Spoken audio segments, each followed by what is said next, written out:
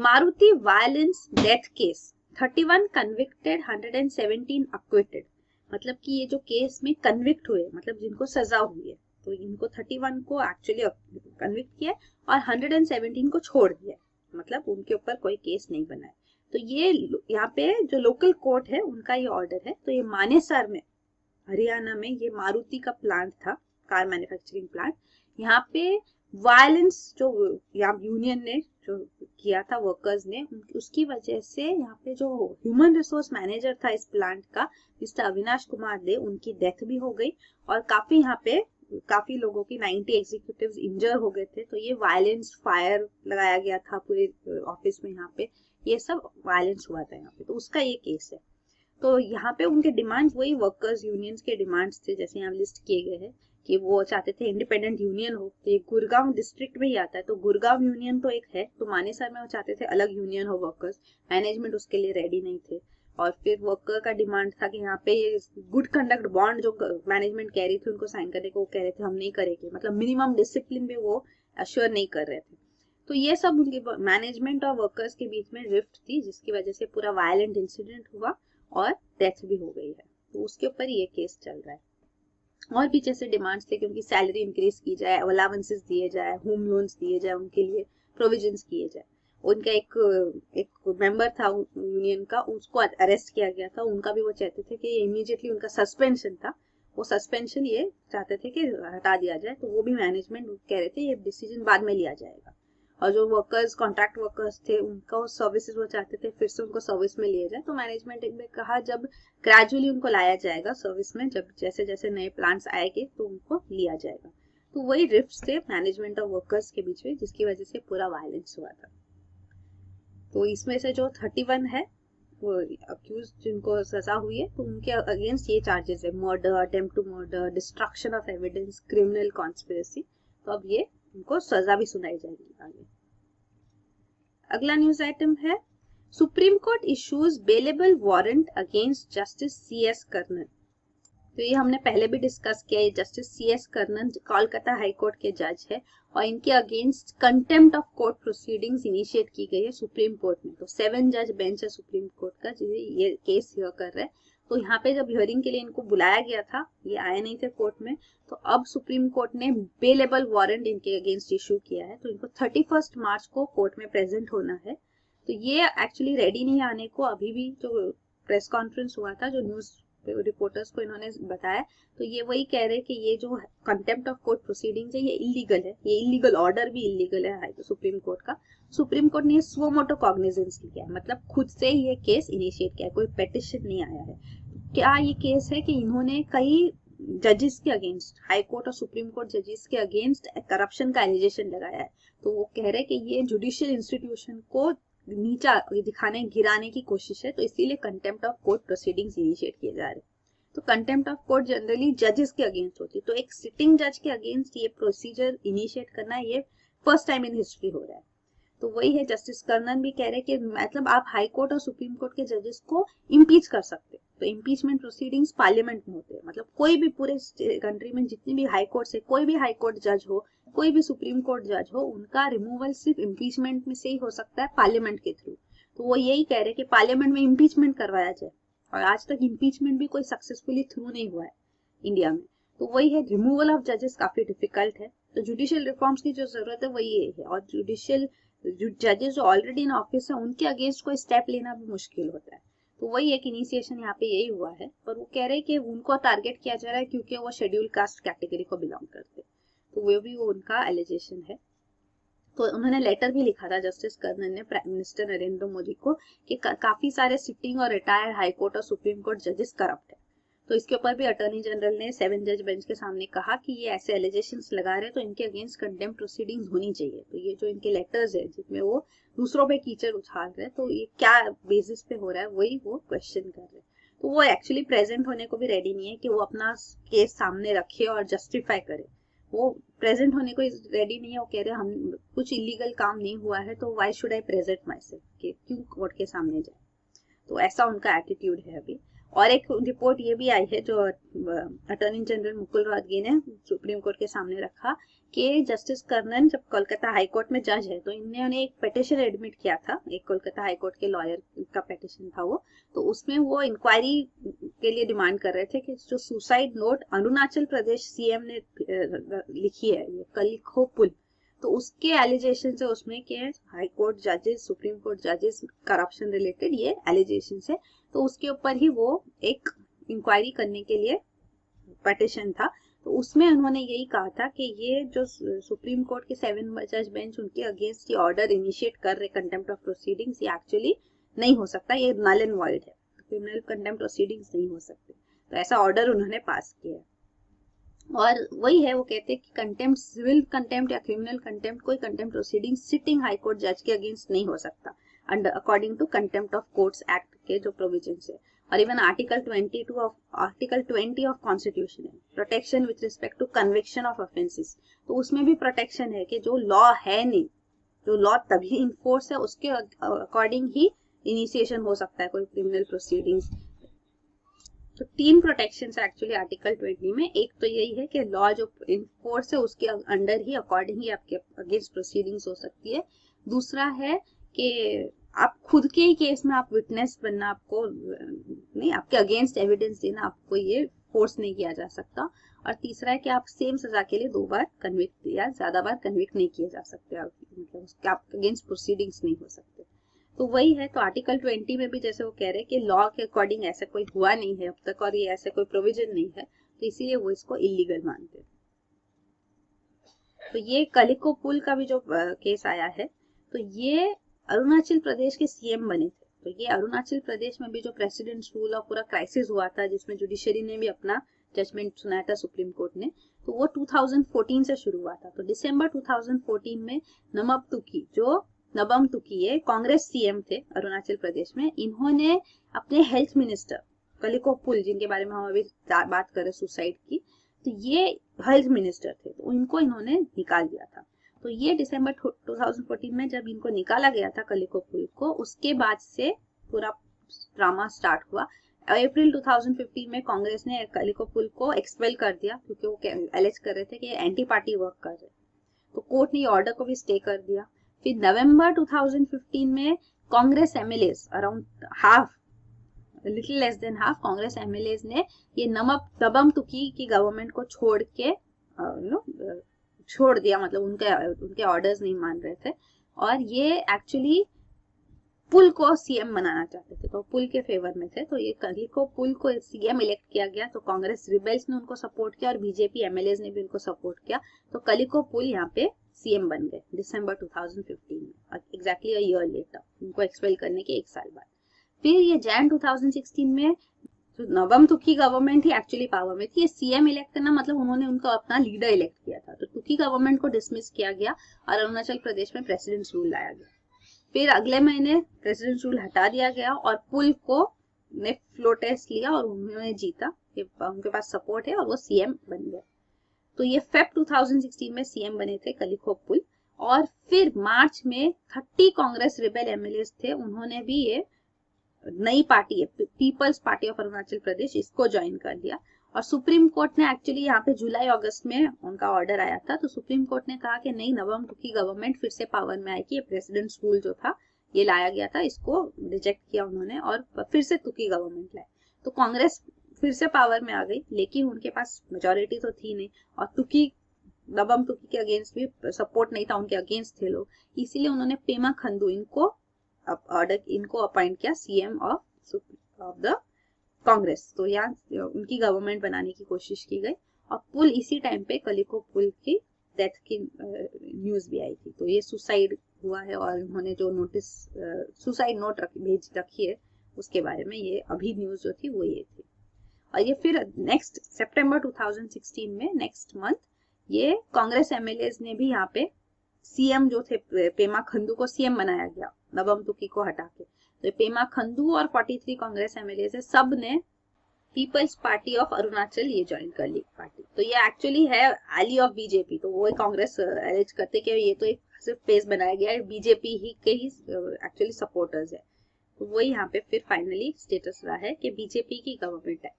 और कलिको पुल की लेकिन सुसाइड की न्यूज भी आई है। तो ये उनका जो सुसाइड नोट था, तो उसमें उन्होंने यही एलिज किया था कि एक सुप्रीम कोर्ट जज, एक जज के बारे में है कि वो 36 करोड़ ब्राइब मांग रहे थे to deliver a wrong judgment, और उन्होंने ये डिसीजन रॉन्ग डिसीजन लिया है। तो उसके बारे में उन्होंने अपना डाइंग डिक्लेरेशन में, सुसाइड नोट में मेंशन किया है। अगला न्यूज आइटम है lost Chandrayaan 1 found orbiting moon by NASA. तो नासा को यहाँ पे एक ये चंद्रयान 1 जो प्रोब था इंडिया का, वो एक्चुअली उससे कांटेक्ट लूज हो गया था। तो इसीलिए चंद्रयान 1 मिशन को रैप अप भी कर दिया गया जल्दी, क्योंकि 2 साल का मिशन था, लेकिन लेस देन अ ईयर उसको रैप अप करना पड़ा। तो इसरो ने उस टाइम पे कहा था कि 95% जो ऑब्जेक्टिव्स थे वो ऑलरेडी फुलफिल हो चुके। तो 312 डेज में ये रैप अप हो गया था चंद्रयान 1। ऑलरेडी हम चंद्रयान 2 की तैयारियां कर रहे हैं। तो चंद्रयान 1 में ऑर्बिटर भी था और लैंडर भी था, तो उसने मून इम्पैक्ट भी किया था लैंडर ने, और हमको उससे भी इंफॉर्मेशन डिले हुई है। तो ये चंद्रयान 2 में अब ऑर्बिटर भी होगा जो मून के अराउंड ऑर्बिट करेगी, और लैंडर होगा जो मून पे लैंड करेगी, और रोवर भी होगा, मीन जो लैंड मून के लैंड पे मूव करेगा। तो ये पूरा चंद्रयान 2 अभी प्लान किया जा रहा है। तो ये चंद्रयान 1 के बारे में अब नासा को यहाँ पे लिंक मिली है, उन्होंने कांटेक्ट हुआ है उनका, क्योंकि उनको ये ऑब्जेक्ट मिला। ग्राउंड रडार्स है, ग्राउंड बेस्ड रडार टेक्निक वो यूज कर रहे हैं जो नासा। तो यहाँ पे उनको एक्चुअली वो यूज कर रहे हैं to detect asteroids, observe small asteroids. तो एस्टेरॉइड बेल्ट जो है वो मार्स और जुपिटर के बीच में है। तो ये मून अर्थ के अराउंड ऑर्बिट करता है, तो ये बिफोर मार्स ऑल्सो। तो यहाँ पे मून के पास वही रडार टेक्निक्स के थ्रू इनको यहाँ पे ऑब्जेक्ट ऑब्जर्व हुआ है। तो ये जो ऑब्जेक्ट है वो चंद्रयान 1 है। तो चंद्रयान 1 का जो ऑर्बिट है मून के अराउंड वो चेंज हो गया, क्योंकि चेंज होता है क्योंकि मैस्कॉन्स करके एक चीज होती है कि जो थोड़े रीजन्स जो है मून पे, वहां पे higher than average gravitational pull है। तो मून का ग्रेविटेशनल पुल वेरिएशन होता है। तो इसकी वजह से जो स्पेसक्राफ्ट का ऑर्बिट होता है वो चेंज हो जाता है टाइम के साथ। कभी कभी ये क्रैश भी हो जाती है मून पे। तो अगर ज्यादा टाइम गया होगा तो ये क्रैश हो जाया होता मून पे। पर जो ये अभी जो चंद्रयान 1 डिटेक्ट हुआ है ये स्पेसक्राफ्ट, तो ये अभी भी मून के अराउंड ऑर्बिट कर रहा है, इसीलिए ये कंक्लूड किया गया है कि ये चंद्रयान 1 है। तो ये न्यूज नासा से सामने आई है। तो चंद्रयान 1 जो इंडिया का मिशन था, इंडिया 6th कंट्री बनी वर्ल्ड में जिन्होंने अपना एक मून मिशन लॉन्च किया था। तो जो पहली 5 कंट्रीज है तो वो है यूएसएसआर, यूएस, चाइना, जापान और यूरोपियन यूनियन। तो इंडिया 6th बनी अभी, और फर्स्ट टाइम उन्होंने लॉन्च किया and it has been successful. और वो चंद्रयान 2 भी हम प्लान कर रहे हैं, ये भी हमने न्यूज में भी देखा है कि उसकी प्रेपरेशन हो रही है। तो वो भी लॉन्च किया जाएगा अभी, वो इस बारे में है। और इसके अंदर जो अचीवमेंट्स हुए वो यही है कि ट्राई कलर इंडिया का फ्लैग लूनर सरफेस पे प्लेस किया गया, और चंद्रयान 1 ने यहाँ पे आयरन डिटेक्ट किया, वाटर डिटेक्ट किया मून की सॉइल में, तो कैल्शियम, सिलिकॉन यहाँ पे साइट किया गया। तो वो इमेजेस भी यहाँ से भेजी गई थ्रू द लैंडर। तो वो यहाँ पे अचीवमेंट्स हुए हैं। और वाटर मून पे डिटेक्ट किया गया। इससे पहले भी हुआ है कि नासा का जो मून मिनरोलॉजी मैपर जो था, ये 97% लूनर सरफेस को मैप कर चुका है। तो इन्होंने भी वाटर डिटेक्ट किया था, और चंद्रयान 1 में भी वाटर डिटेक्ट हुआ। प्लस और 2 है, ये कस्सीनी और डीप इम्पैक्ट। तो कस्सीनी यूरोपियन सैटेलाइट थी ये, जो सैटर्न को के फ्लाई बाय करने वाली थी। तो वहां जब वो मून के थ्रू पास हो रही थी तो उन्होंने भी यहाँ पे वाटर डिटेक्ट किया।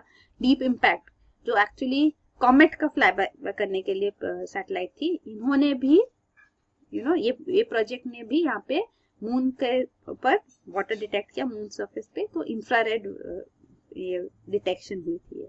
तो ये मून के ऊपर वाटर ऑलरेडी डिटेक्ट हो चुका है। और वाटर मून में कहाँ से आता है, ये जो थ्योरी दी जाती है वो ये है कि जो सन्स से सोलर विंड्स आती है, तो ये हाइड्रोजन आयंस जो सोलर विंड्स में होते हैं, ये इंटरेक्ट करते हैं ऑक्सीजन रिच जो लूनर सॉइल है उसके साथ, और यहाँ पे वाटर प्रोड्यूस होता है सॉइल में।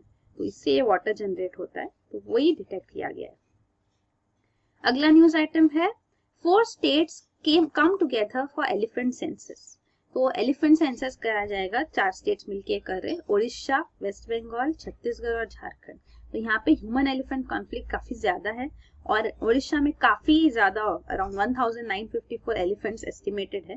तो यहाँ पे ये एलिफेंट सेंसस जो अभी फ्रेश किया जाएगा ये 2015 सेंसस का डेटा है। तो ये फ्रेश सेंसस दोनों तरीके से किया जाएगा, डायरेक्ट मेथड और इनडायरेक्ट मेथड। तो डायरेक्ट मेथड होता है कि एलिफेंट्स दिखे तो उनको काउंट करेंगे साइटिंग से, और इनडायरेक्ट मेथड होता है डंग डीके फॉर्मूला। तो जो एलिफेंट डंग होता है, जो गोबर होता है, जो उसका डीके स्टडी करके वो एस्टिमेट करते हैं कि क्या पॉपुलेशन होगा एलिफेंट्स का। तो वो डंग डीके फॉर्मूला होता है। अगला न्यूज आइटम है when history moved on wheels. तो ये जो टीपू सुल्तान, जो सुल्तान ऑफ मैसूर थे, इन्होंने आर्मरीज एस्टेब्लिश की थी जहाँ पे ये अपना गन पाउडर और वेपन स्टोर करते थे। तो 10 आर्मरीज थी इनकी। तो ये जो आर्मरी है श्रीरंगपट्टनम में, उसको अभी शिफ्ट किया जा रहा है। तो वो पूरा स्ट्रक्चर मूव किया गया व्हील्स पे, और उसको अराउंड 130 मीटर्स है, 130 मीटर्स आगे उसको रखा गया। तो ये कैसे किया गया? ये new Delhi based engineering firm और यूएस कंपनी ने मिलके ये 1000 टन का स्ट्रक्चर हटाया। तो मतलब एक्सकेवेशन किया गया, मतलब ये आप देख सकते हैं कि ये एक्चुअली स्ट्रक्चर था और ये एक्चुअली अंडरग्राउंड था। तो एक्सकेवेशन किया गया और पूरे स्ट्रक्चर को, ये नीचे के पार्ट को पूरा एक साथ बीम्स पे उठा के शिफ्ट किया गया। तो ये रेलवेज ने ये मूव किया। फर्स्ट टाइम है कि रेलवेज ने एक पूरा मॉन्यूमेंट वन पीस में शिफ्ट किया। और ये करने की जरूरत इसलिए पड़ी क्योंकि जो रेलवे ट्रैक्स प्रपोज किए गए थे यहाँ पे नए, बेंगलुरु से मैसूर कनेक्ट करते हुए, तो वो ये आर्मरी के थ्रू हो रहे थे। तो इसीलिए इसको शिफ्ट करने की जरूरत पड़ी और ये किया गया। फिर अगला न्यूज आइटम है projects cleared faster in 2015 CAG. तो ये controller and auditor general of India, इनकी ऑडिट रिपोर्ट जो सामने रखी गई है अभी, उसमें ये कह रहे हैं कि एनवायरमेंटल क्लियरेंस जो दिया जाता है प्रोजेक्ट्स को, उसके लिए टाइम फ्रेम होता है 105 डेज कि 105 डेज में करना चाहिए। लेकिन अगर 2011 टू 2015 का डेटा देखो तो काफी डिले होता है। लेकिन ये डिले जो पीरियड है वो अभी 2015 में कम हुआ है, लेकिन फिर भी 105 डेज का जो टारगेट है वो नहीं अचीव होता है, एवरेज डिले है ही अभी भी। तो अराउंड 2898 प्रोजेक्ट्स को एनवायरमेंटल क्लियरेंस दिया गया था 2011 टू 2015 के बीच में। तो इनमें से कैग ने 208 प्रोजेक्ट सिलेक्ट किए जिनको ऑल अक्रॉस द कंट्री से, और वहां पे ये डिटेल एनालिसिस कर रहे हैं। तो उसमें ये डिटेल सामने आई है। तो वही है, डिले काफी ज्यादा था। और एनवायरमेंट मिनिस्ट्री का जनरली होता है कि जो बाकी इंडस्ट्री और इंफ्रास्ट्रक्चर रिलेटेड मिनिस्ट्रीज होती है तो उनके साथ वो प्रॉब्लम्स आती है, इश्यूज आती है, क्योंकि एनवायरमेंटल क्लियरेंस वो एनवायरमेंट मिनिस्ट्री देती है, तो वो एनवायरमेंट पे एम्फोसिस देती है। और जो इंडस्ट्रियल रिलेटेड और इंफ्रास्ट्रक्चर रिलेटेड मिनिस्ट्रीज वो चाहती है कि उनके प्रोजेक्ट्स को जल्द से जल्द एनवायरमेंटल क्लियरेंस मिले ताकि इंफ्रास्ट्रक्चर इंडस्ट्रीज डेवलप की जा सके। तो वही यहाँ पे कॉन्फ्लिक्ट होता है। तो जो ये 2013 में भी काफी ज्यादा कॉन्फ्लिक्ट थी, तो तब कांग्रेस पार्टी यूपीए गवर्नमेंट थी और environment minister miss Jayanthi Natarajan थे। तो उनके ऊपर एलिगेशंस आ गए थे कि वो इन्वायरमेंटल क्लियरेंसेस को डिले कर रही है मेजर प्रोजेक्ट्स के लिए। तो उन्होंने यहाँ पे जॉब भी, अपना पोस्ट भी क्विट कर दिया था। नेक्स्ट एनवायरमेंट मिनिस्टर जब जयराम रमेश आए थे तो उनके टाइम पे भी वही था, ऐसे समझा जाता था कि अड़चन आ रही है, इसकी वजह से एनवायरमेंटल क्लियरेंस उनको नहीं मिल रहा है, तो उनको भी शिफ्ट किया गया रूरल मिनिस्ट्री में। तो अब जो environment minister mister Prakash Javadekar, इन्होंने काफी जल्दी एनवायरमेंटल क्लियरेंसेस किए हैं। तो वो यहाँ पे क्लियरली आ रहा है ताकि इंडस्ट्रीज वगैरह एस्टेब्लिश हो सके। तो ये वही कैग भी कह रही है कि ये एनवायरमेंटल क्लियरेंस डिलेज अभी काफी कम हो गए हैं। और एक जो चीज थी उन्होंने पॉइंट आउट किया है कैग ने, वो ये है कि कई सारे एनवायरमेंट क्लियरेंसेस जो दिए गए उनमें प्रॉब्लम्स भी है, क्योंकि जो एनवायरमेंटल क्लियरेंस दिया जाता है तो उसमें जो लोग यहाँ रहते, पीपल अफेक्टेड है, जो विलेजर्स है, रेसिडेंट्स है, उनके साथ डिस्कशन किया जाता है, impact of the project discuss किया जाता है और उनका कंसल्टेशन किया जाता है। तो ये पब्लिक कंसल्टेशन प्रोसेस में भी इरेगुलरिटीज है, वो स्क्रूटनी में सामने आए हैं। अगला न्यूज आइटम है Tamil Nadu model drastically reduces response time in heart attack care. तो ये तमिलनाडु में एक मॉडल डेवलप किया गया है कि जब हार्ट अटैक जो होता है उसमें जो रिस्पांस टाइम है उसको कम किया जाए। तो ये 900 मिनट्स का रिस्पांस टाइम जनरली होता है, इसको कम करके 170 मिनट्स तक लाया जा सकता है। तो ये जो नया मॉडल है वो एक स्टेमी इंडिया करके एक एनजीओ है, उन्होंने ये डेवलप किया है। तो ट्रेडिशनली हार्ट अटैक के लिए रिस्पॉन्स ये होता है कि 2 स्टेप्स करने होते हैं, 2 स्ट्रैटेजीज है, ये रिपरफ्यूजन कहा जाता है रिस्पॉन्स को। तो ये जो एक होता है कैथराइजेशन, तो कैथराइजेशन से मतलब स्टेंट्स जो होते हैं, एंजियोप्लास्टी से ये स्टेंट्स लाए जाते हैं इन द क्लॉट जहाँ पे है, तो वो आर्टरी वीन में यहाँ पे बलून एंजियोप्लास्टी की जाती है। तो वो हमने स्टेंट्स के टाइम पे ये डिटेल में डिस्कस किया है कि कैथराइजेशन कैसे होता है। तो ये एक होता है, और दूसरा होता है थ्रोम्बोलाइजिंग। तो ये थ्रोम्बोलाइजिंग जो है वो है मतलब कि जो ट्रीटमेंट चाहिए, जो मेडिकेशन चाहिए वो डाली जाती है इंट्रावीनियसली, ताकि वो क्लॉट्स जो है ब्लड वेसल्स में वो डिसॉल्व हो जाए। तो ये 2 स्टेप्स को क्विकली इनफेक्ट लाने के लिए जो स्टेमी इंडिया ने जो मॉडल डेवलप किया वो है फार्माको इन्वेजिव स्ट्रेटेजी। तो इसमें एक हब एंड स्पोक मॉडल है। तो जैसे एक व्हील होता है, उसमें हब होता है, एक सेंट्रल पार्ट होता है, स्पोक्स होते हैं ऑल अराउंड। तो हब हॉस्पिटल एक होगी और स्पोक्स मतलब और सारे जो हॉस्पिटल्स है वो स्पोक हॉस्पिटल्स हो गए अराउंड इट, और इवन एम्बुलेंसेस भी स्पोक्स की तरह फंक्शन कर सकती है। तो ये जो थ्रोम्बोलाइसिस का है जो ट्रीटमेंट मेडिकेशन वो इंट्रावीनियसली पहले ही आप दे सकते हैं, इवन एम्बुलेंस में भी आप दे सकते हैं हार्ट अटैक के बाद। तो ये फर्स्ट स्टेप किया जाए और फिर उनको हब हॉस्पिटल पे लाया जाए जहाँ पे ये इन्वेजिव टेक्नोलॉजी जो स्ट्रैटेजी है, ये प्रोसीजर जो एंजियोप्लास्टी का है, कैथराइजेशन, वो वहाँ किया जाए। तो इससे रिस्पॉन्स टाइम कम हो जाता है और पेशेंट को बेनिफिट होता है, लाइफ कैन बी सेव्ड। अगला न्यूज आइटम है enemy property bill passed amid walkout. तो ये एनिमी प्रॉपर्टी अमेंडमेंट बिल जो है ये राज्यसभा ने अभी पास किया। इसके अंदर जो अपोजिशन ने काफी उसके अगेंस्ट व्यू पॉइंट्स रखे और फाइनली पूरा अपोजिशन वॉकआउट कर दिया, उसके बाद ये बिल राज्यसभा में पास हुआ। तो ये enemy property amendment bill enemy property act जो है 1968 का, उसको अमेंड करना चाहती है। तो ये एनिमी क्या होता है वो पहले हम समझते हैं। एनिमी मतलब कि अगर एक कंट्री दूसरी कंट्री के साथ वॉर पे है तो उस दूसरी कंट्री के सारे सिटीजन्स एनिमी डिक्लेयर किए जाते हैं, तो ये होता है एनिमी। तो ऐसे नहीं है कि जो टेररिस्ट वगैरह जो है उनको एनिमी डिक्लेयर किया जाए, and it is only at the time of war ये स्टेटस दिया जाता है। तो जब इंडिया पाकिस्तान वॉर हुई है और इंडिया चाइना वॉर हुई है, तो 3 वॉर्स हुई है मेजरली जो है।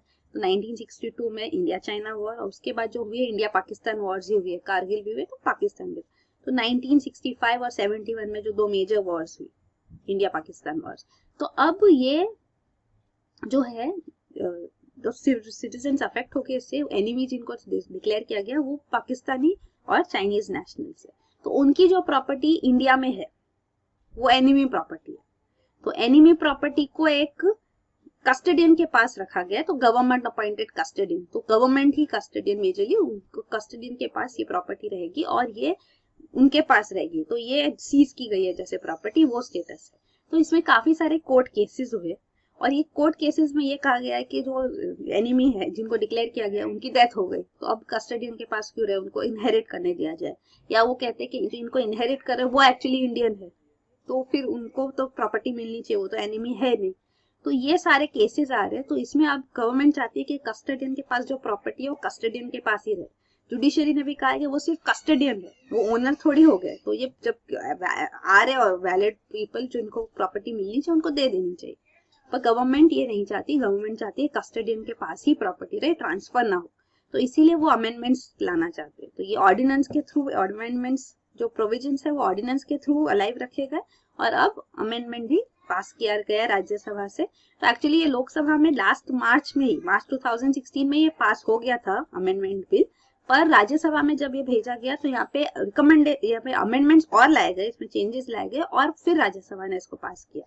तो अब ये चेंजेस के साथ जब राज्यसभा ने पास किया है तो इसीलिए अब लोकसभा के पास ये रिटर्न किया गया कि लोकसभा इसको फाइनली पास करे। तो वही हुआ है अभी। तो ये अमेंडमेंट जो है वो यही है कि एक बार एनिमी प्रॉपर्टी कस्टडियन के पास चली गई तो उसके बाद ये प्रॉपर्टी कस्टडियन के पास ही रहेगी। एनिमी डेथ हो गई या कुछ भी हो, ये रिटर्न नहीं की जाएगी उनको। इसके पास सक्सेशन भी एप्लीकेबल नहीं होगा, मतलब जो सक्सेसर है इनहेरिटेंस के बाद उनको भी ये नहीं दिया जाएगा।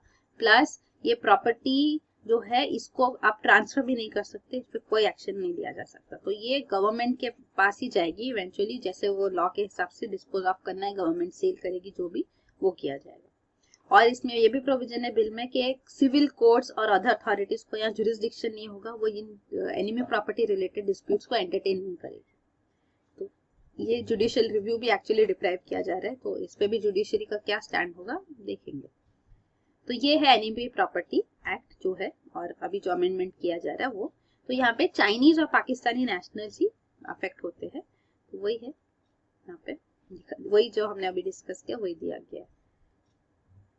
फिर ये है रिगार्डिंग द वेरियस डिस्प्यूट्स, तो केसेस जो कोर्ट केसेस चल रहे हैं और कितनी प्रॉपर्टीज है जो इसमें इन्वॉल्व है वो यहाँ पे डिटेल्स है, प्रोमिनेंट प्रॉपर्टीज भी यहाँ बताई गई है।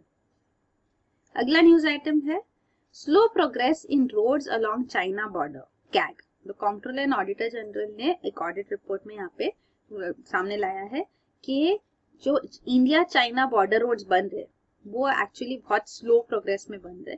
तो actually India China border roads हमने बनाए ही नहीं शुरू में। तो 1962 में इंडिया चाइना वॉर हुआ और इंडिया ने को डिफीट हुई, इंडिया हार गई इस वॉर में, और उसके बाद हमने डिसाइड किया कि हम इंफ्रास्ट्रक्चर चाइना बॉर्डर के पास डेवलप ही नहीं करेंगे।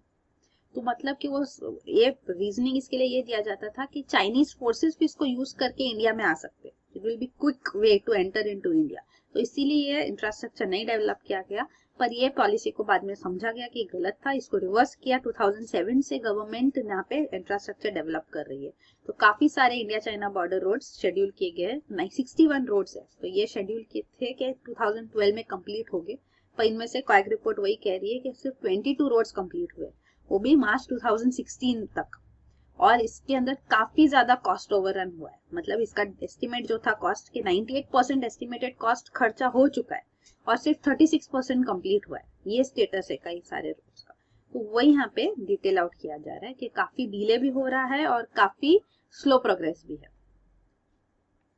अगला न्यूज आइटम है swine flu claims 13 lives, over 50 cases recorded.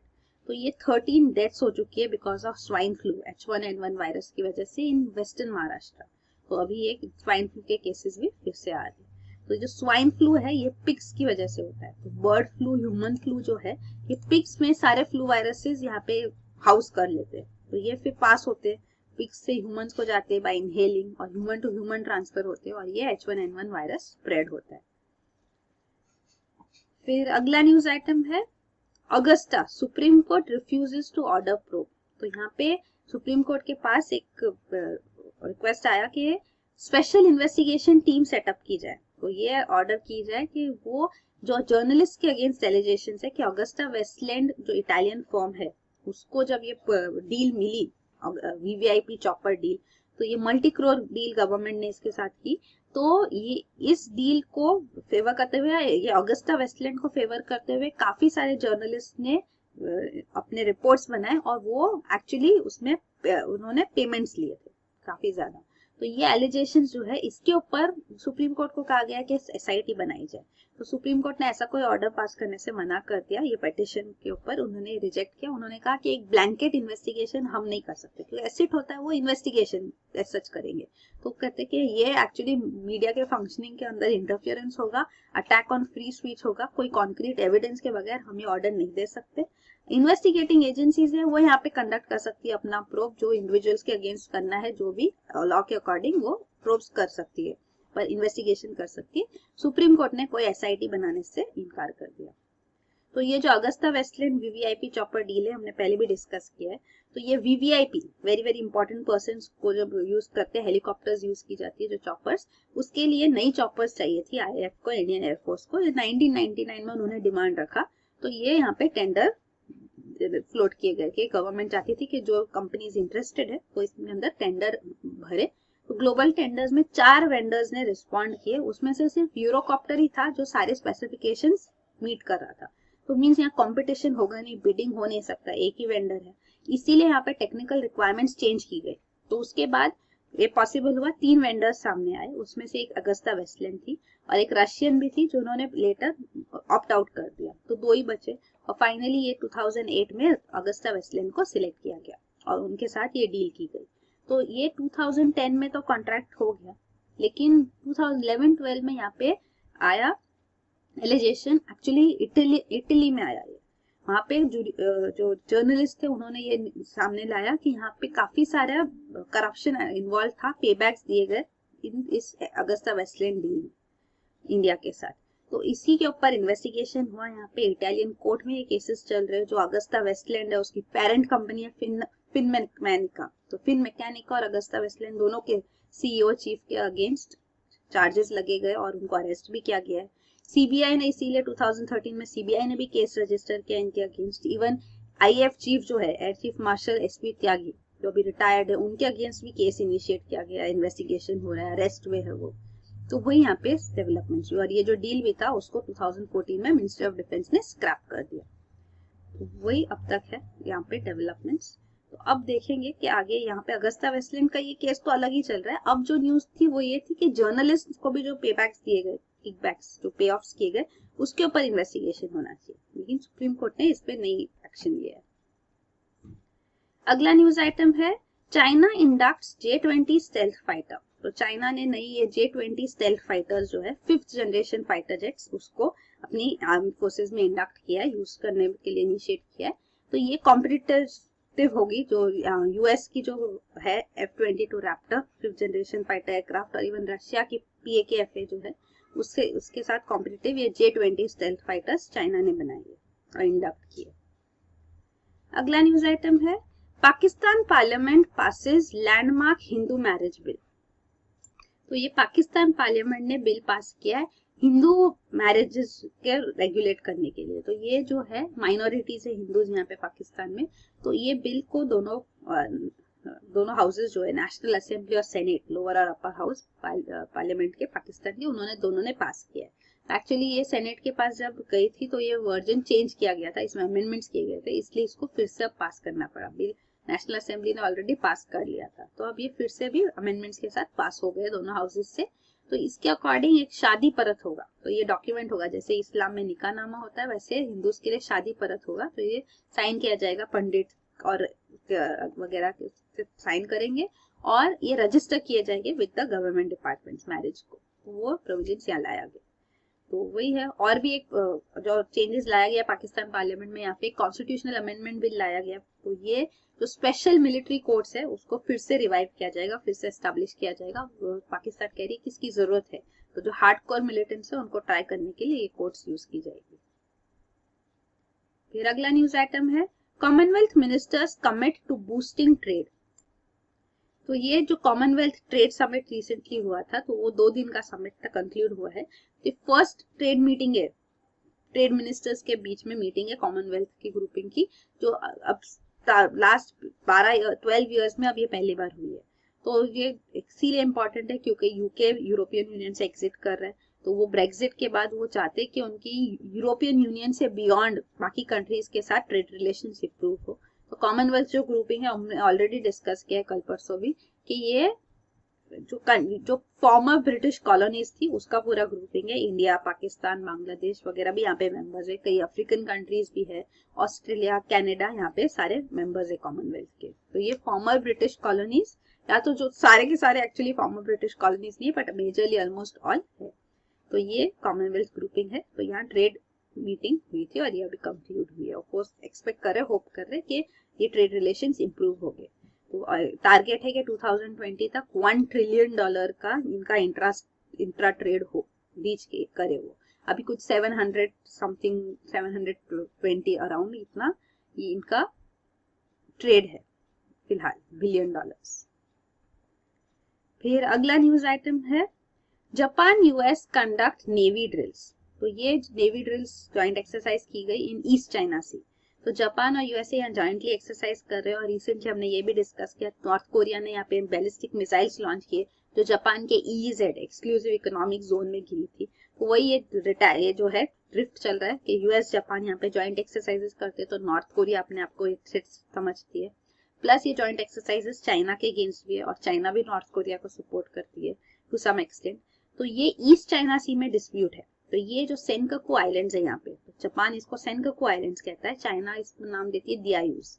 तो एक्चुअली ये एक्चुअली जापान के एडमिनिस्ट्रेशन के अंदर है, पर दोनों कंट्रीज क्लेम करते हैं। तो ये उनका एयर डिफेंस आइडेंटिफिकेशन जोन भी दिखाया गया है, एड्स कहते हैं इसको, आइडिस। तो ये एयर डिफेंस आइडेंटिफिकेशन जोन दोनों का जो है क्लैश हो रहा है। और यहाँ पे ये सेनकाकू आइलैंड जो अनइनहैबिटेड आइलैंड्स है, तो उसको ये दोनों क्लेम कर रहे हैं। इवन चाइना, ताइवान दोनों का क्लेम है इस पे। ये दोनों क्लेम करते हैं क्योंकि यहाँ पोटेंशियल ऑयल रिजर्व्स है, तो ऑफकोर्स इसीलिए ये सिग्निफिकेंट हो जाते हैं। अगला न्यूज आइटम है पैन में be made mandatory for tan.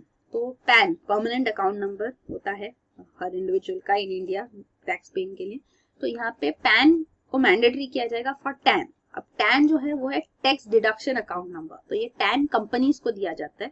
तो जो टैक्स डिडक्शन सोर्स करती है, टीडीएस करती है जो कंपनीज, तो उनको ये टैक्स डिडक्शन अकाउंट नंबर दिया जाता है। तो ये टैन जो दिया जाता है इसमें, तो यहाँ पे केवाईसी नॉर्म स्ट्रांग नहीं है, तो KYC norms, know your customer norms जो कहते हैं, उसको स्ट्रांग करना जरूरी है, क्योंकि टैन इशू किया जाता है, गवर्नमेंट इशू करती है, central board of direct taxes के थ्रू ये होता है। तो कैग रिपोर्ट में अभी सामने आया है कि टैन तो इशू किया जाता है लेकिन केवाईसी नॉर्म्स बहुत वीक है। तो यहाँ पे जो डॉक्यूमेंट्स प्रूफ के लिए सबमिट करना होता है, तो आइडेंटिटी प्रूफ, एड्रेस प्रूफ, कुछ रिक्वायरमेंट सबमिट भी नहीं होता है। तो जब ये टैन दिया जाता है, टैक्स डिडक्शन एट सोर्स, ये कंपनीज कर रही है, तो ये अराउंड 4180 करोड़ का ये डिमांड है, 1 लाख ये demand central board of direct taxes कर रही है। तो जो टैक्स डिडक्शन हुआ है, लेकिन जो ये नोटिस इनको भेजी गई, जो टैन है जिनके पास है कंपनीज के, तो ये नोटिस में वो अनसर्व्ड आई है। तो ये मतलब कि केवाईसी नॉर्म स्ट्रांग नहीं है, कि इनएडिक्वेट इंफॉर्मेशन है, तो इसीलिए यहाँ पे गवर्नमेंट का लॉस होता है। सीबीडीटी को ये 4180 करोड़ वो रिकवर नहीं कर पाएगी, तो इनका ये लॉस है। तो इसीलिए कैग ने भी सजेस्ट किया और सीबीडीटी अब कंसिडर कर रही है कि टैन जिसको दिया जाएगा उनके लिए पैन मैंडेटरी हो, या पैन डिटेल्स भी दो, ताकि ऐसे लॉसेस ना हो। वही है यहाँ पे टैक्स डिडक्शन अकाउंट नंबर होता है ये। तो ये जो फॉर्म भरते हैं उसमें ये, उसके बाद 3FC फॉर्म बोला जाता है इसको, वो भरने के बाद ये कंपनीज को ये टैन नंबर दिया जाता है।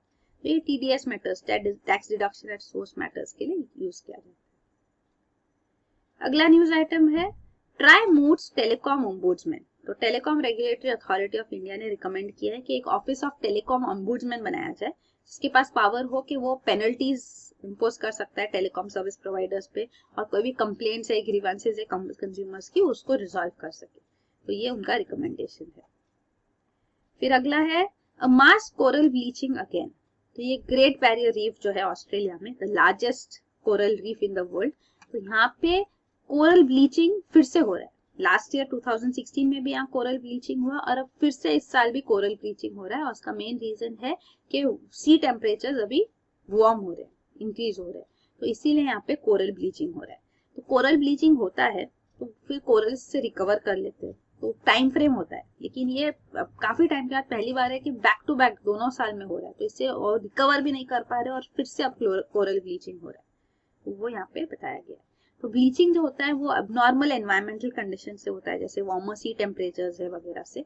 तो इससे क्या होता है, कोरल्स के अंदर ये टाइनी फोटोसिंथेटिक एल्गे होते हैं, वो यहाँ से निकल जाते हैं कोरल से, और इसकी वजह से कोरल्स का कलर चला जाता है, और उनको यही, इसको एक कोरल ब्लीचिंग कहते हैं। तो ये कोरल्स क्या होता है वो भी हम डिटेल में देखेंगे।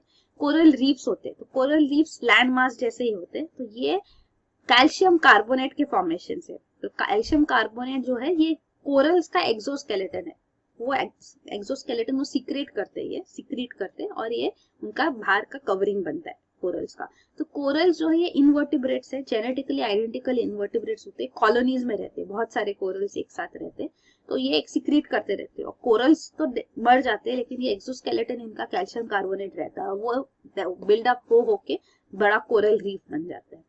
और ये कोरल्स को एनर्जी कहाँ से मिलती है, इनका एक सिग्निफिकेंट सोर्स ऑफ एनर्जी है फोटोसिंथेटिक एल्गे जो इनके अंदर रहते हैं। तो ये एल्गे जो है कोरल टिश्यू में रहते हैं, इनको कहते हैं ज़ूक्सेंथेला। तो ये फोटोसिंथेटिक है जैसे, तो ये सनलाइट के प्रेजेंस में अपना फूड बना सकते हैं, और ये कोरल्स को भी कलर देते हैं। तो इसीलिए जो सिम्बायोटिक रिलेशन है, दोनों साथ में रहते हैं। तो अगर कोरल्स यहाँ पे एल्गे अफेक्ट होगा, जो जैसे कोरल ब्लीचिंग होता है, जैसे कि पोल्यूशन हो जाता है अगर वाटर बॉडी में, या ओशन टेम्परेचर जैसे हमने बोला, सी टेम्परेचर बढ़ जाते हैं, वाटर टेम्परेचर, तो ये एल्गे अफेक्ट होते हैं और ये छोड़ देते कोरल को। तो इसकी वजह से कोरल्स को जो एनर्जी उनका होता है, फूड सोर्स, वो चला जाता है, और कोरल्स भी वीक हो जाते हैं। तो यहाँ पे वही कोरल ब्लीचिंग हो रहा है। तो हेल्दी कोरल्स होते हैं सिम्बायोटिक, एल्गे साथ में है, एल्गे छोड़ देते हैं तो स्ट्रेस्ड हो जाते हैं, और फिर जब कंप्लीटली उनका कलर चला जाता है, वीक हो जाते हैं, तो ये कोरल ब्लीच। वही ऑफकोर्स आफ्टर सम टाइम ये रिकवर होते हैं, पर अब बैक टू बैक ब्लीचिंग हो रही है, वही न्यूज है। फिर अगला न्यूज आइटम है gender sensitive TB measures needed. तो ये रीच करके ऑर्गेनाइजेशन है और यूएसएड, ये दोनों ने मिलकर यहाँ पे एक डिस्कशन ऑर्गेनाइज किया कि जेंडर सेंसिटाइजेशन इंपॉर्टेंट है, तो जेंडर एस्पेक्ट भी इंपॉर्टेंट है इन टीबी। तो टीबी प्रोग्राम है, इसके अंदर जेंडर एस्पेक्ट भी इंपॉर्टेंट है इन्वॉल्व करना, बिकॉज वुमेन टीबी से काफी अफेक्ट होती है। वर्ल्ड हेल्थ ऑर्गेनाइजेशन रिपोर्ट में भी ये सामने आया है और कई की डेथ भी हो जाती है। लेकिन टीबी की वजह से जो वुमेन सफर करती है वो ये है कि उनको कई सारी फैमिलीज अबेंडन भी कर देती है। तो टीबी रिलेटेड काफी सारे मिथ्स है, तो वुमेन ज्यादा अफेक्ट होती है because rather than main because of the social stigma. तो ये मिथ्स जो है टीबी के रिलेटेड कि ये लाइफ थ्रेटनिंग डिजीज है, ये क्योर नहीं हो सकती। तो एक्चुअली ट्रुथ ये कि ये क्योर किया जा सकता है। टीबी ये माना जाता है कि टच करने से फैलती है, किसी के साथ आप थोड़ी देर भी रहेंगे तो टीबी हो जाएगा आपको भी, तो ऐसा नहीं होता है। टीबी फैलती है क्लोज कांटेक्ट से, बहुत लंबे टाइम तक जब क्लोज कांटेक्ट होता है, आप कफिंग इन्फेक्शियस पेशेंट के साथ रहते हो तो टीबी ट्रांसमिट हो सकती है। और टीबी इन्फेक्शियस वही है, तो ये ट्रीटमेंट से आप जब ट्रीटमेंट हो रहा है और ट्रीटमेंट अंडर कंसंट्रेशन, तो ये इन्फेक्शियस नहीं होती है। और पुअर को ही, ये माल नरिश्ड को ये टीबी होता है ऐसा भी कुछ नहीं है, रिच भी इससे अफेक्ट होते हैं। और यही है कि एक बार टीबी हो गया तो आप ट्रीटमेंट नहीं हो सकती, ऐसा नहीं है। ट्रीटमेंट इंडिया में भी टीबी के लिए गवर्नमेंट क्लिनिक्स में फ्रीली अवेलेबल है, तो ये क्योरेबल डिजीज है, वही है। तो इसीलिए इनका जो अबेंडनमेंट और स्टिग्मा जो है, इसको हटाने के लिए जेंडर सेंसिटाइजेशन और जेंडर को इंटीग्रेट करना जरूरी है इंडिया के टीबी प्रोग्राम में।